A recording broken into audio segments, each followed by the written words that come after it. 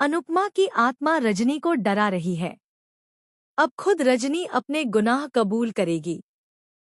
Finally बाजी पलट जाएगी और अब पराग का घर नीलाम नहीं होगा।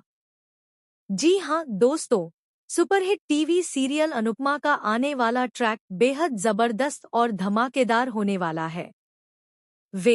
आपको बता दें कि रजनी का बुरा वक्त उसी दिन शुरू हो गया था जब उसने अनुपमा को धोखा दिया था।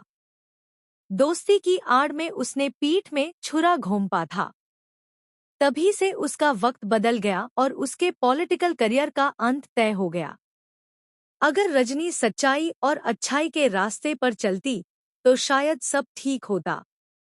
लेकिन धोखा देना, गरीबों की बद्दुआएं लेना और उनके सिर से छत छीन लेना, ये कहाँ का इंसाफ है। वहीं दूसरी तरफ अब रजनी की अपनी बेटी भी खतरे में पड़ जाती है। रजनी अनुपमा से डर चुकी है। उसे अनुपमा में देवी का रूप नजर आने लगा है और उसे लगता है कि उसका अंत तय है। उसे यह भी महसूस होता है कि लोगों की सहानुभूति और प्यार अनुपमा के साथ है, जिस वजह से वह अनुपमा से हार जाएगी। इसी डर में रजनी अनुपमा को जान से मारने की साजिश रचती है। लेकिन यहाँ रजनी का यह प्लान पूरी तरह फ्लॉप होने वाला है। अपने बेटे को मोहरा बनाकर दूसरों का इस्तेमाल करना ताकि उसकी कुर्सी सुरक्षित रहे, यह रजनी की पुरानी आदत है। वरुण पहले डरता है, घबराता है, लेकिन बाद में अपनी माँ की बातों में आ जाता है। इधर अनुपमा मंदिर में होती है और राही वहां मौजूद रहती है। तभी दो लोग आकर झूठ बोलते हैं कि बिल्डर अनुपमा से मिलना चाहता है। अनुपमा वहां नहीं होती तो राही जाने के लिए तैयार हो जाती है। लेकिन तभी प्रेरणा आती है और कहती है कि शांता बहन यहाँ नहीं है। इन लोगों से कैसे डील करना है यह मैं जानती हूँ।